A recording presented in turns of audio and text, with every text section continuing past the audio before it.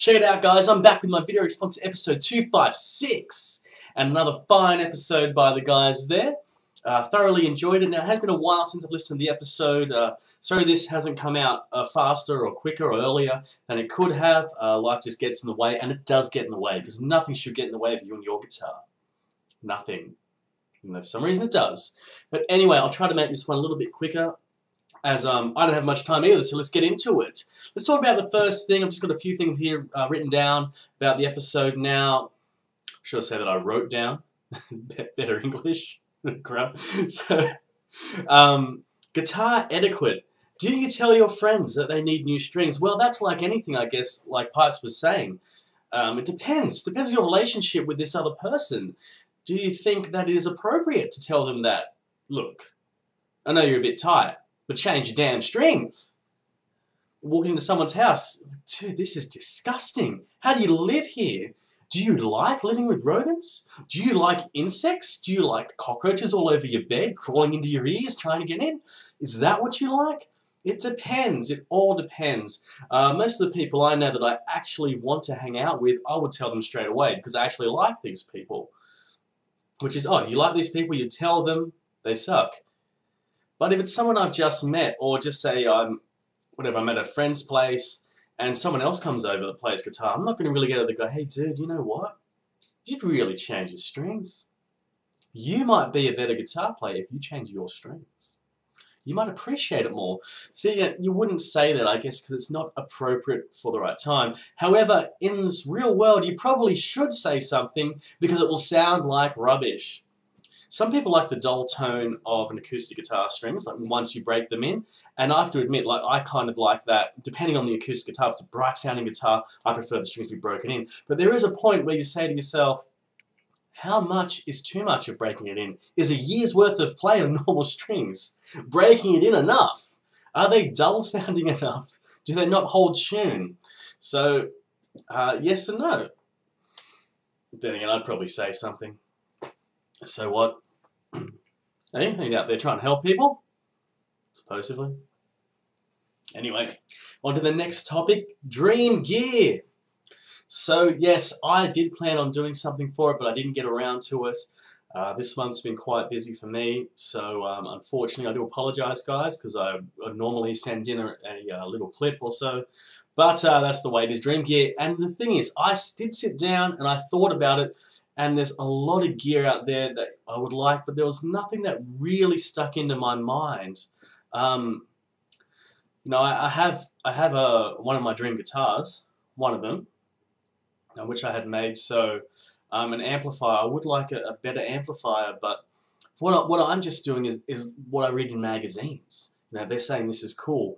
When you go to a music store, you can't crank up a 100-watt amp. You can't, you know what I mean? A lot of places won't even let you, which is another good point to make. If you're going to buy an amp for gigging, not that you need that type of power these days anyway, but shouldn't you really need to crank it up?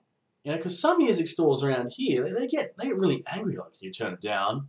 You know, with that type of attitude, I am not going to buy that. Because 9 times out of 10, when I go into a music store, I have the money and I'm willing to purchase for the retail price. I will not haggle or anything. I'm willing to purchase what I want. But if I get an attitude from a snotty-nosed douchebag salesman, there's no way in hell I'm going to go there, and I'll badmouth that store out to everybody I know on every opportunity I get. You know, there's just no need for poor customer service when someone just steps into your store or wants to try something out. That's the whole point of musical instruments. You try before you buy. But anyway, that's a completely different topic. I don't know. I have had a hankering these days. I never really liked these guitars before, but I played a PRS, a real PRS, a USA model, and what an instrument! You know, the neck was a little bit. I wasn't really used to it. It still felt comfortable to me. It's just different, and yeah, wow! Like what a fine made instrument. I just like the fact that it's in between the big boys. It's in between a Fender and a Gibson. You know, it's the scale length actually felt pretty good too. The 25-inch scale length. I can only play 25.5-inch scale length guitars. I cannot play short scale guitars.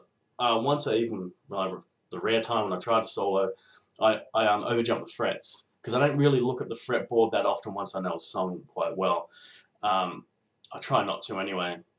So, and even if I do, I notice that my muscle memory in my fingers, I'm overcompensating for a larger scale guitar. So, sorry, shorter scale guitar, which kind of sucks. I guess I could get used to it, but you know, I'm used to 25 half-inch scales.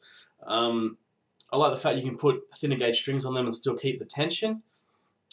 And yeah, I mean, I use 10-46s for standard tuning, which on some Fender scale guitars can be quite hard to bend and so forth. But I don't really find any issues with the guitars that I've got. So yeah, you know. But yeah, a PRS. I would like the McCarty 58 model. I really like that, the model, or what it is. I like the Modern Eagle. I guess, why not, you know, if I've got an extra, what are those things, $9,000? Yeah, why not? Stream gear, why not grab one of those? Just because it's expensive and, you know, it's really well made. I saw one of those behind the counter, and I wasn't really game enough to ask if I could play it. So, that's it. Amplifiers, you know what, I don't really know exactly what I want. I wouldn't mind, just out of the dream here, a Soldano amplifier, the SLO 100 Super Lead. I've got that pedal that's supposed to be based off that type of distortion. I really like that type of high gain, so yeah, I'd really like that. And you know what else I would really like? A wah pedal that works with all pickup configurations, has a consistent sweep and tone, and yeah, doesn't run off a pot to get scratchy, and is actually reliable and durable, and does not buzz. Does not have any of those issues that most, you know, crybaby-based wah pedal or inductor-based wah pedals have. Oh, what I'd give for one of those. I can't even use a wah properly, but I like to change guitars. My guitars have quite different pickups, all of them. And what I hate is, you know, my wah pedals, they only work with certain guitars, so that's what I've tuned them for. And I really don't want to get in there and start shooting them for different pickups again. I just want to plug in, play it, and have it sound good. I'd like a wah pedal that has a wide sweep and you know, really is really vocal-like, really really strong feeling. I don't want a wah that sits in the background that you can't really hear, and you see someone going nuts with their foot. Like, it's kind of a little bit of modulation, really, with the wah. No, I want something in your face, out there, fat, and works with humbuckers, single coils, P90s, high output, lower output pickups. I want something that works. What you put in of the pedal is what you get out as well. So if it's a softer sounding tone, that's what you get out of it. If it's a, you know, in your face, no strong musical tone like my guitar with the single Duncan blackouts on it, what you get in is what you put in is what you get out of the pedal. That's what I would like. And there are not a lot of pedals out there like that in the world. Unfortunately, that would really do that for you. There are a few, but so it's nothing. It's not like plugging straight into an amp, from my experience anyway. Trying a lot of pedals, but yeah, that's what I want. A wah pedal that works. That's all. Not asking for too much. Don't want to pay the world for it either. Unless I could really. Oh, I really don't want to get into wah pedals and that. I've spent too many hours of my life fiddling around with the things, and I'm done with that. I just want to play music. I don't want to play the soldering iron anymore. But yeah, I guess that's a typical thing of my dream gear. But what I would really, really like is, in regards to gear, I think this counts, I want a big auditorium to myself.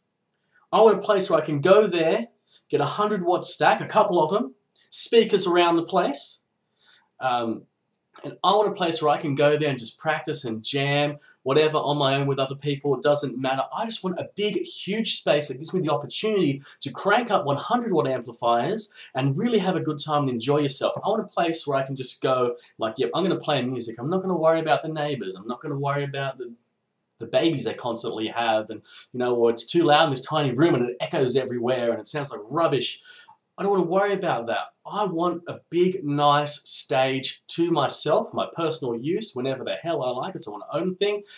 And I want to go there and I want to play music, whether it's the same riff over and over again, whether it's good or bad, it doesn't matter. I just want to be able to enjoy my gear for what it was designed to be made for. So I want to crank up all the knobs to 11.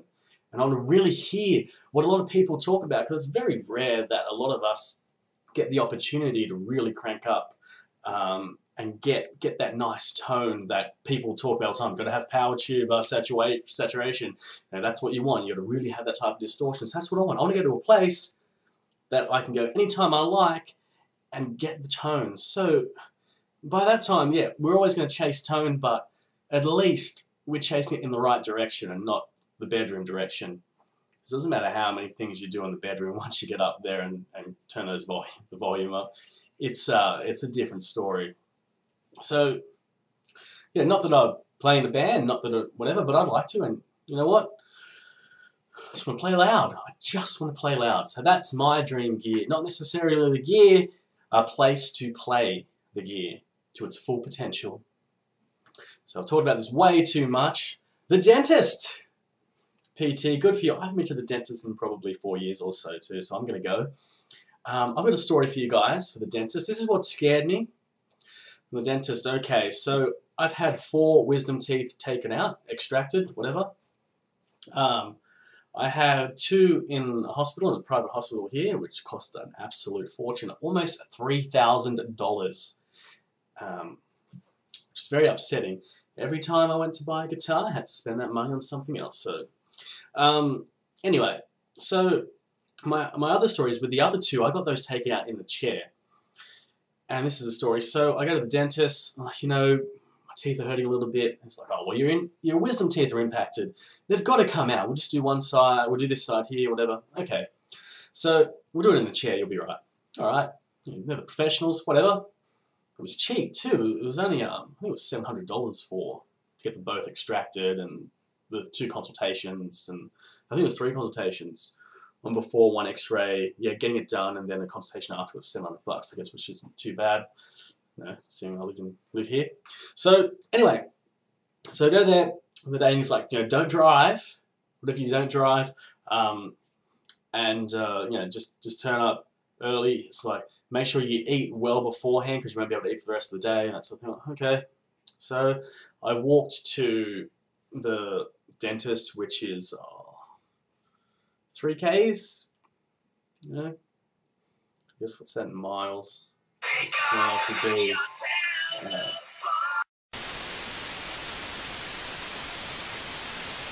It's about 2.5, 3 Ks, whatever. It's not that far away, really. You know, half an hour's walk. So so I walk there. I get a KFC, have something to eat, and then maybe half an hour after that, I'm at the dentist. So I go in the chair, and you know, so yeah, dentists talk to you and all this sort of thing, and blah blah. Try to get your nerves out of the way. And I wasn't really too concerned. I mean, I knew it wasn't really all that drastic, but they're quite reassuring. But then when they put out this form that I had to sign saying I can't sue them if they hit one of the nerve endings and I'll never feel my lips again, I was getting worried. So I'm in the chair. Down there, he starts putting some needles in. He's like, can you feel it? Like, yes. Can you feel that? Yes. Can you feel that? He put about 6 needles into 1 tooth.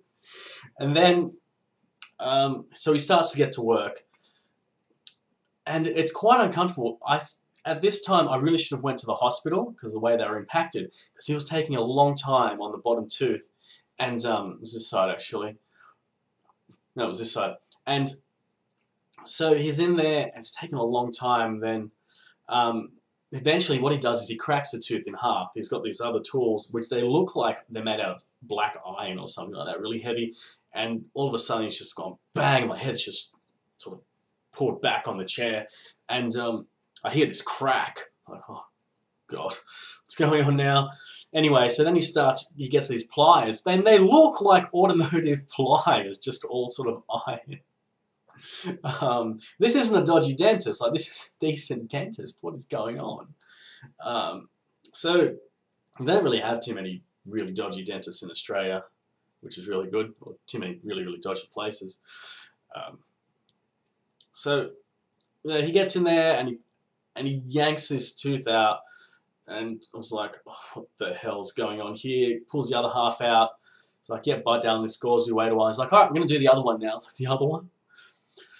Anyway, he does the same thing, starts sawing away at the flesh. I can smell the flesh around it and like the gum line and that sort of thing. And this one really wouldn't come out. Like it really wouldn't come out. He was there for even longer. And I'm starting to get a bit worried. I'm sweating in the chair. The assistant locks her fingers like this, puts it on my head and holds me down. He puts his knee up onto the dentist chair, so it's kind of a bit on my chest as well. Gets two hands, and I just see him go crunch, and then bang like this, and he pulls it, and then this like stream of blood just flies out of my mouth, and I'm sort of in shock on this chair. I'm thinking, is this normal? Anyway, so then he sprays it out, and I bite down on this gauze, and I bite down on it, that sort of thing. Sort of wait for 5 minutes.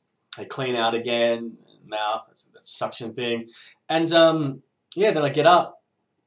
I'm not feeling too great at the moment. You know, I get there, you know, I just sign whatever forms I've signed, and they give me a prescription to this drug called Panadine Forte, or Forte, which is like just really strong paracetamol, I guess.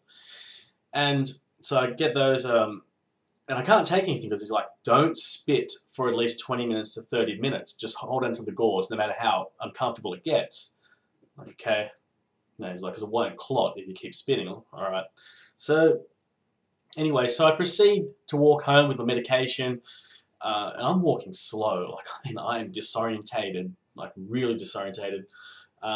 You know, I'm not sure what was going on. It was probably really dangerous to move, and I'm crossing roads. I'm not paying attention properly. I get probably halfway home, or maybe 3/4 way home, and I stop at a set of traffic lights, and I hit the button for the crossing. I'm waiting there. And I can't take it anymore. I can't take it anymore. The blood, there's so much blood in my mouth, it's disgusting. So I just start like sort of convulsing blood on the ground at this crossing. The little man goes green for me to cross, but I can't cross. I'm spitting out blood. I mean, there was a lot of blood coming out. The people in the cars are just staring at me, so then the little man goes red, say don't cross, and I stumble across the road. I make it to the other side, but what I'm saying is nobody wanted to help me. What is wrong with people in Sydney? You're a bunch of, I won't swear, help people. You don't have to touch them. I'm not going to sue you, okay? Just ask me if I'm okay. Most of the time, I don't want your help. I take care of myself. So, anyway, I make it across there, and I get home, and got to spit more blood out, but it did clot, and, you know, it was kind of funny. That evening, I went to see Opeth play. So, had seats that time, which was the only time I had seats there. I was kind of happy I had seats. And that was when they had I can't remember what album it was that came out, Damnation or so, when it was, a lot of it was all soft. So that took my mind off things. And yeah, so that's my experience with the dentist. I've been back to that dentist before, but I don't think I'm going to go back again. Second time I got my wisdom teeth taken out, I went to a proper private hospital and everything like that. Yeah, it cost, you know, literally twice the price, you know, but the service you got and everything was way better. Way better than that. Okay, that's enough about dentists. What's next here? Google Play. I think that's a great idea for us to put our, most people put their pirated music on there, which is kind of odd. You can host it on Google and then stream it. Unfortunately, with the plans we get here in Australia, I haven't seen any phone plans where you can have unlimited data. A friend of mine is a manager of one of the biggest carriers in Australia, the biggest carrier in Australia, called Telstra, and there are no plans like that here in Australia. Maybe there are if you want to pay top dollar and get something, I guess, custom plan, but they're expensive enough as it is just to have a mobile phone here, so, sorry, cell phone. So I think it's a good idea because wherever you go, if you're at a friend's place and you're like, oh, what's that song? Then again, if you have the internet around you, then there's no reason you can't find that anyway. So I think the only good thing it's really for is if you want to stream it to a mobile or, you know, wireless device, which is a really good idea. However, I don't think it's going to work in Australia just yet because we're just so backwards when it comes to that sort of thing. But I look forward to seeing how it, excuse me,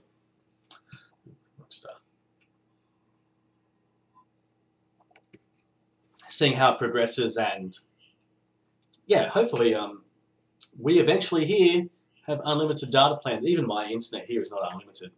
You can get unlimited data plans on your home internet, but you're not in the, how can I say it? You're not in a priority service. You know, you're in a general lower difference service, which is why I don't get those types of plans, because who knows what speeds it'll be tomorrow. You could be downloading at 2K for all you know. However, that's enough of that. Let's talk about older and wiser advice for the young you.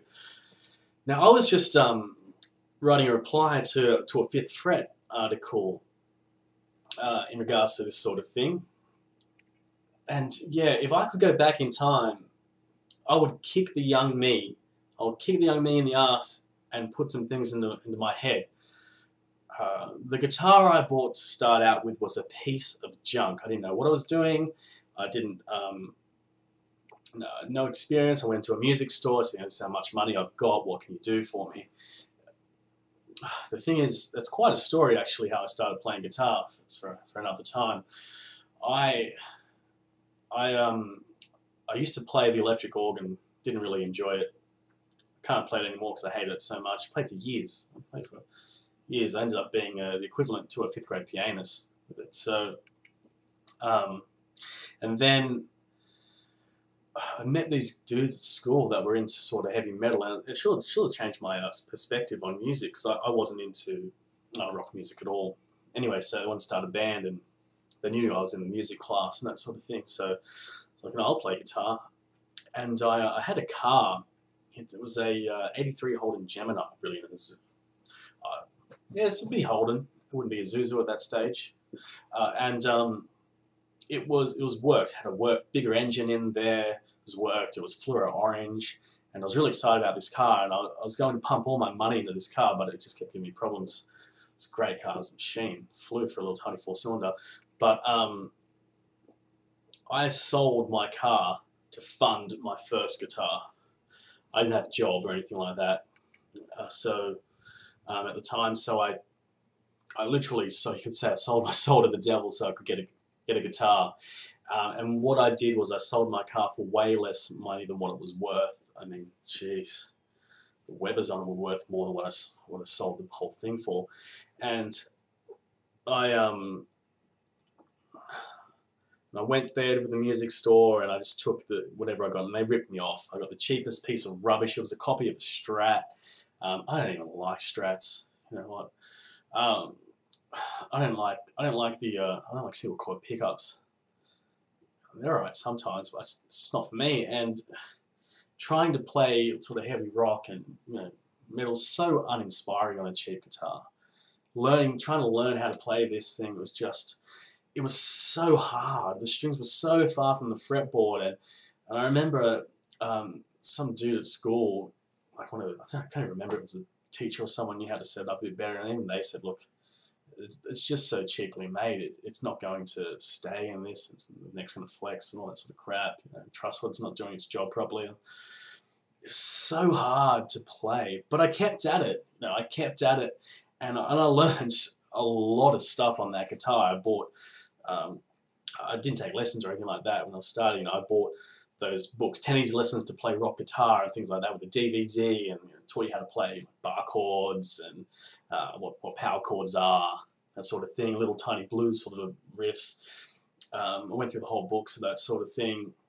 I forgot about everything else at school. It was just playing guitar. I was just trying to learn how to play guitar, and ended up starting a band. Well, I was asked to join a band at school with the guys that, the whole reason why I bought the guitar. But if I could go back in time, I would certainly put some words of wisdom into my head and not be so naive and such. I guess you can't blame yourself for being naive if you don't have that much access to resources and things like that. I mean, back in those days, I didn't have a computer. You were ridiculously rich if you had one of those. The libraries were all outdated where I'm from. It's not exactly the best area to grow up in, but we had limited resources, limited things.